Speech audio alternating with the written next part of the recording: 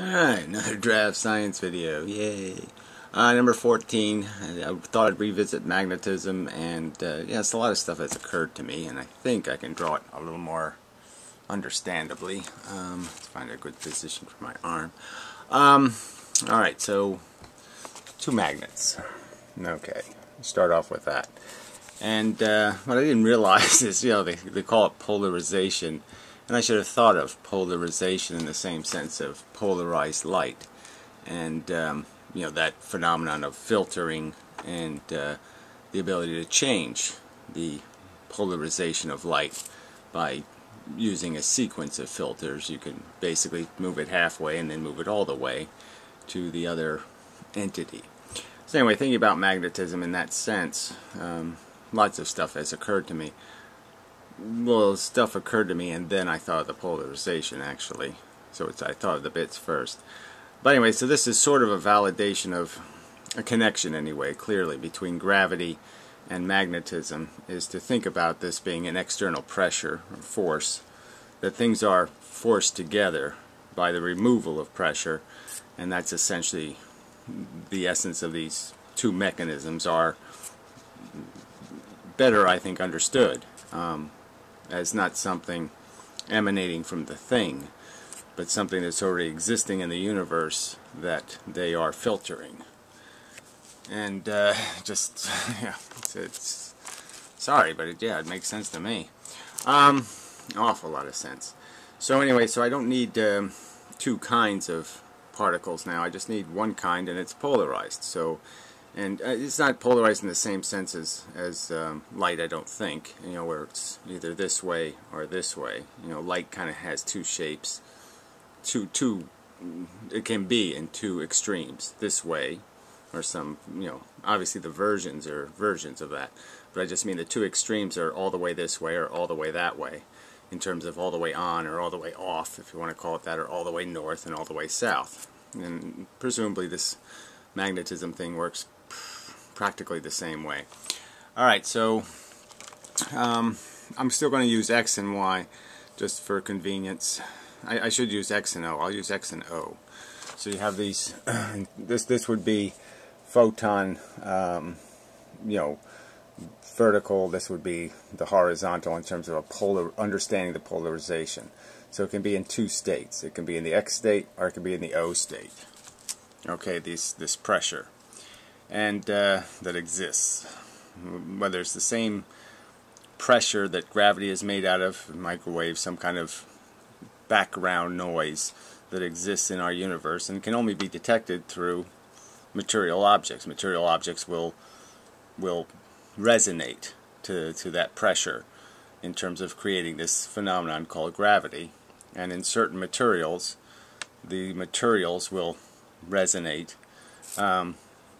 in a different way with maybe the same pressure force, but maybe it's a different kind of photon. It doesn't really matter. It's photon that's constantly beating down on you from all directions. Alright, so the key to this thing is to understand magnets as being, just a flip side of each other. Think of this magnet as a separate magnet, just flipped the other way. So it's a filter, like you could have a filter that was obviously, a one-way filter. If you go in this way, you go straight through. If you go this way, you get blocked. That kind of obvious kind of a filter. And what's basically here with magnetism is it has an open side, a side that's receptive, and a side that's not receptive. So, and they're just flipped. So what we're calling the north and the south, it just means that one of them is inverted on the other, so that the two open ends are open, or the two closed ends are closed. But the point is that they're the same thing from their sides, so to speak, from the opposite side. Well, this part doesn't matter as much, but you understand. I think you can understand what I'm saying. It's the same thing, just inverted as a filter. Alright, so what's happening is, so you got these two things. Let's not confuse things. So you got these X and the O's. Circle them. Yeah. Alright, so you have, those are the two states of the photon. So understand that the south the open side of a south pole, because it's been flipped. The two sides have been flipped, so this side is going to be opposite of this side in terms of the facing sides, because the two opposite sides are going to flip on each other. So the open side is open, and the south side only accepts is transparent, let's say, to X polarized photons. So the X photons go right through a south-facing magnet, and they go right through the barrier, right through. So there's no interruption to their passage. And the the O's, get converted into, they are blocked. So the O's are blocked by this S side. The O's are blocked and converted into X's. So what comes out here at this other end is this X plus this X, right? So that's from south to north. Now obviously when you're going south, that's going from the south to the north. So when you're going south to north on this side, the X's, as pointed out before, were transparent, right? So now you have double X's coming in, and these double X's will go right through. So there's no pressure here at all.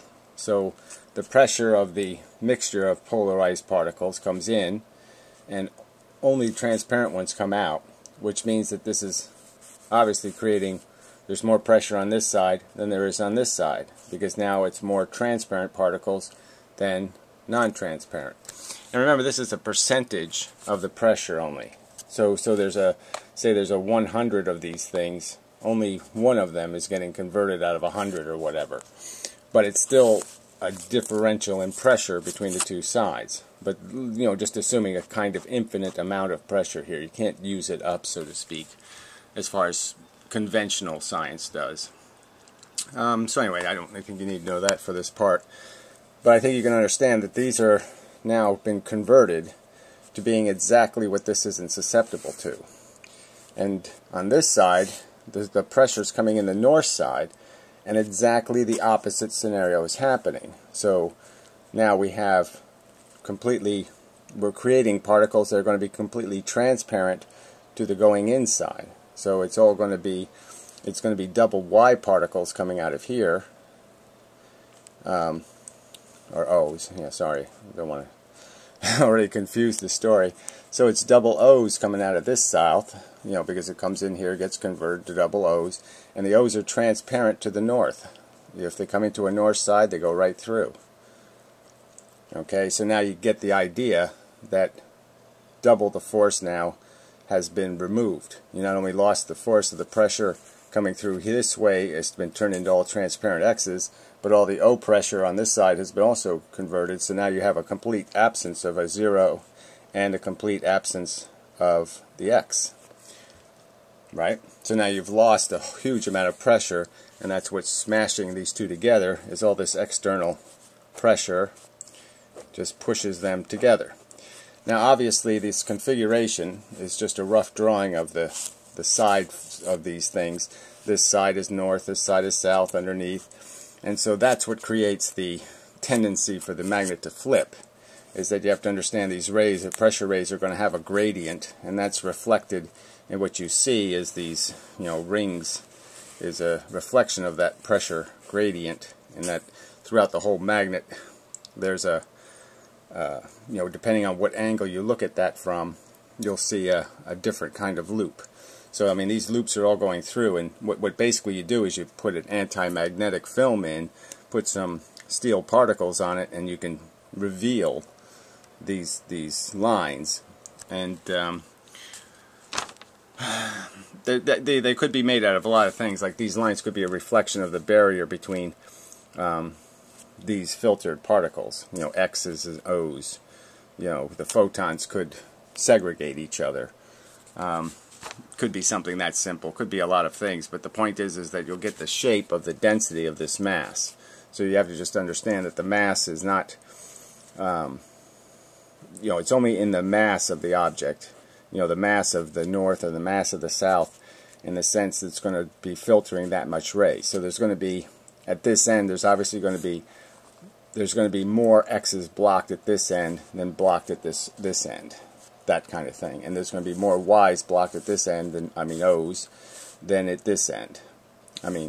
So, just understand that that's why it'll tend to tilt or tend to flip or tend to do something as it gets closer and closer, and it becomes more and more important that there's this extra pressure coming from the side that's going to try to push these magnets into each other by flipping them. So anyway, I think this creates a pretty good description of magnetism, in the sense that now it's quite understandable about why there's this change in obviously if you flip this magnet over and it's south pole to south pole, they're creating double the amount of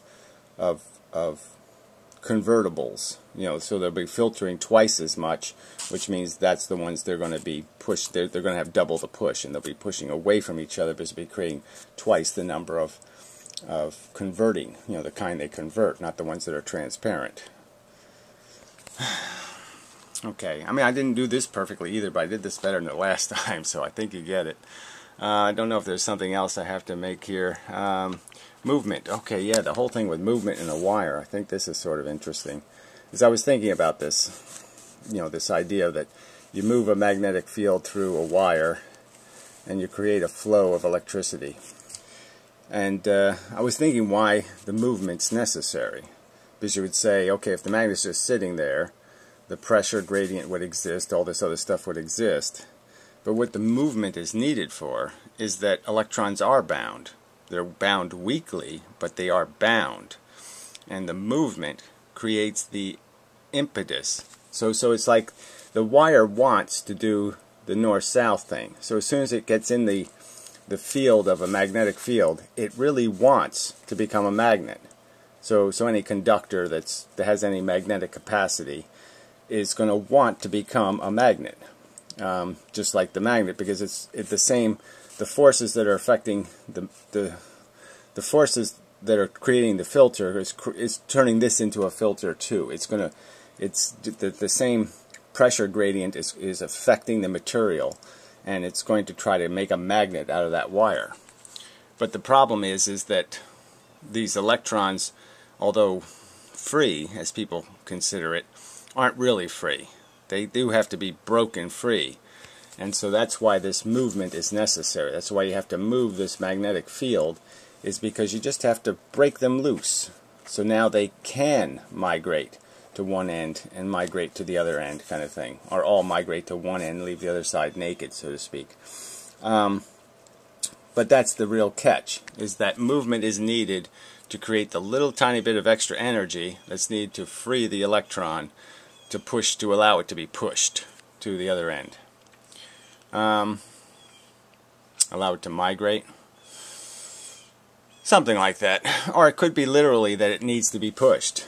That could also just be the explanation, is that you have to move it and it only pushes in one direction. So again, just like this filtering device, it only has one way. So let's say stuff goes in, the door's closed, it can't come back out again.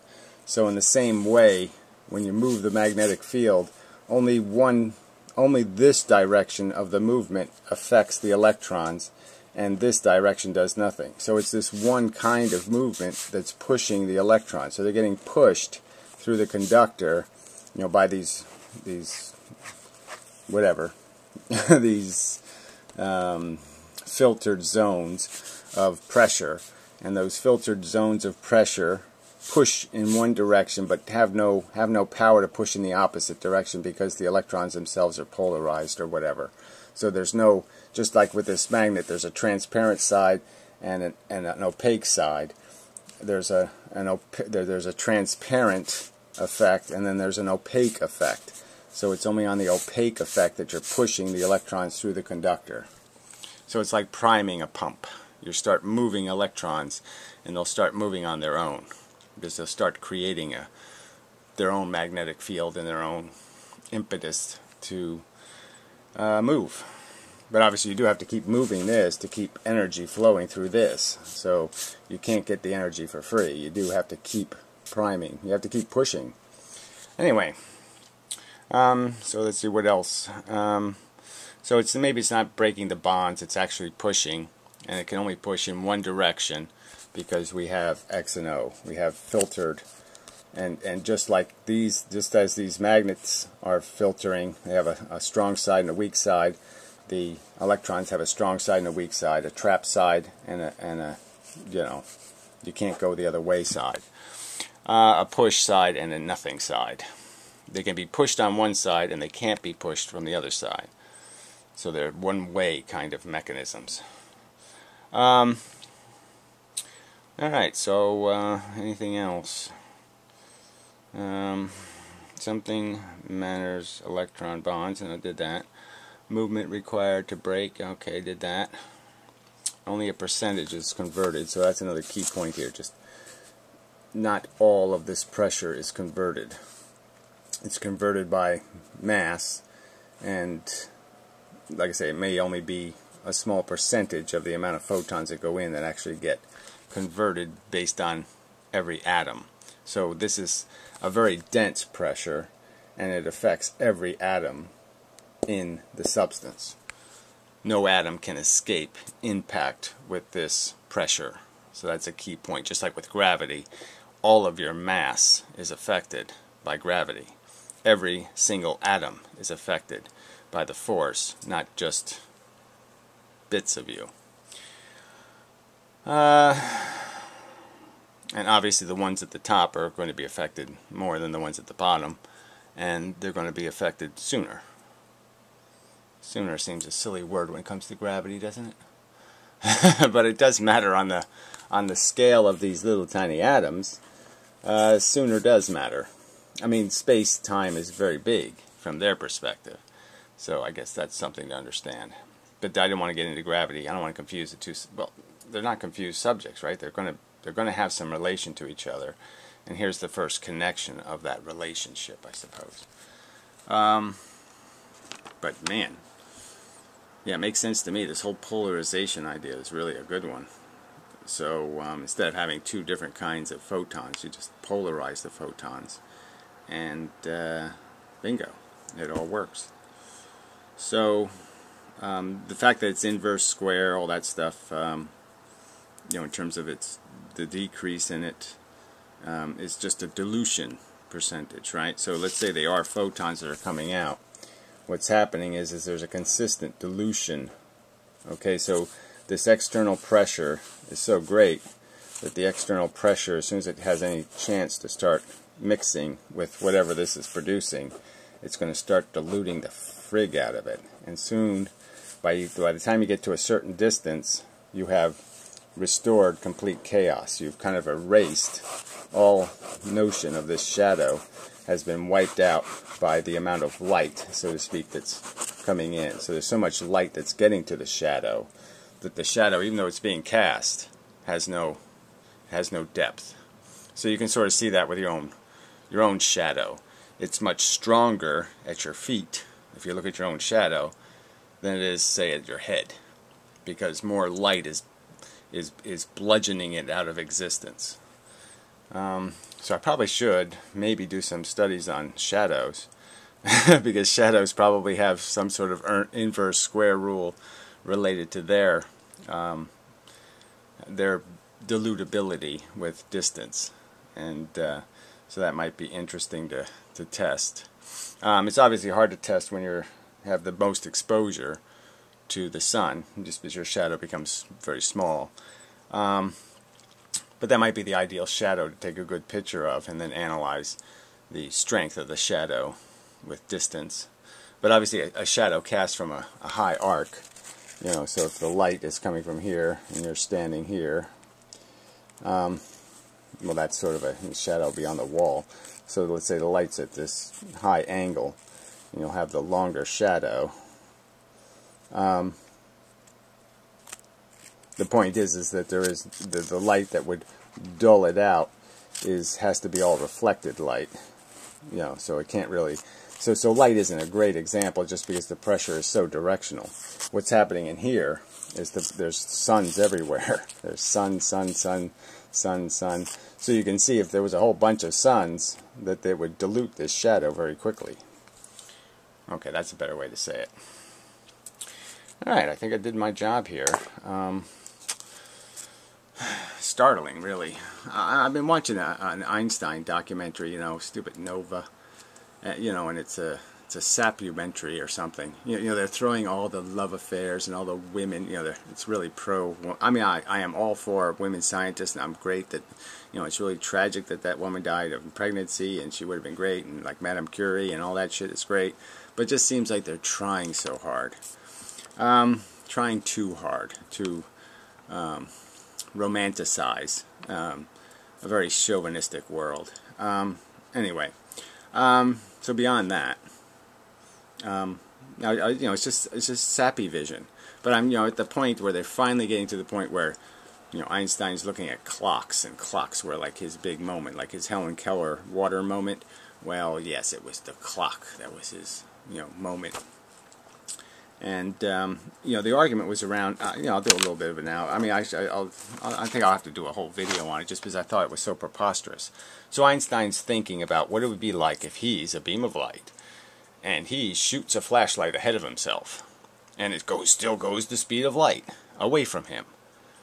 It doesn't go the speed of light away from him. You initiate it, but that's it. It stays right there. It doesn't go away from you. You initiate it, it's like one beam of light is ahead of you, and that's it. You're traveling as fast as the first photon you create. So if your flashlight pops out a photon, it just sits there right in front of you. Because it can't go anywhere. It can't travel. You have to keep turning it on and off to even keep creating the first photon. You're going just as fast as it's going.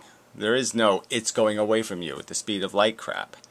And so it's just the whole idea of thinking about, oh, I'm traveling as fast as a photon. A photon is this. This is a fucking photon. Alright? It doesn't have arms. It can't hold a fucking flashlight. Okay?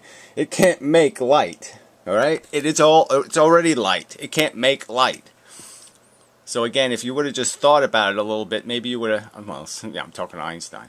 You know, that this material, okay, can do things because it's complicated, and that complexity can't exist if you're going the speed of light.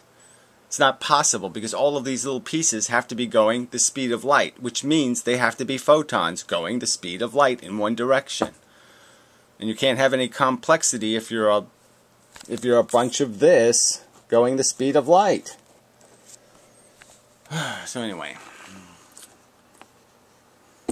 so I mean, I haven't seen quite how he does the time dilation thing as being a rational way to understand that movement creates the obligation to travel more space, and therefore you're going to consume more time. Movement creates the obligation to consume more space. Therefore, you're going to have to consume more time. I mean, write that on a billboard somewhere. I mean, that's fuck. Duh. Come on, people. Alright, anyway. I got this.